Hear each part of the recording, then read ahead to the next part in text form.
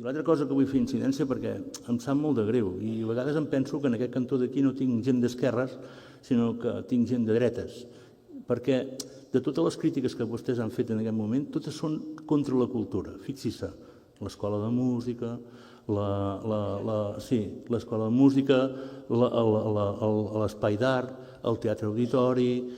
Jo, que això ho fes PP o Vox, quasi ho entendria i fessin toros. Ara que m'ho faci la CUP o que m'ho faci Sumem, home, això jo ho trobo una mica, com a mínim, com una mica fort. Jo estic molt tranquil, Martí, perquè crec que m'he explicat prou bé i crec que els espectadors i els ciutadans han entès perfectament. Saben que el nostre grup dona molt suport a la cultura, saben que el nostre grup, tots els diners que rebem com a assignació municipal els destinem precisament a la cultura. Vam fer un concert l'any passat que vam portar el Pau Alabajos per donar feina a autors del País Valencià en moments en què hi havia un govern de BB Vox, i saben que aquest any hem fet un altre concert de música tradicional catalana autocentrada, de gent jove, en què ha vingut molta gent, i per tant t'agraeixo l'oportunitat d'explicar-me per exposar aquesta cultura.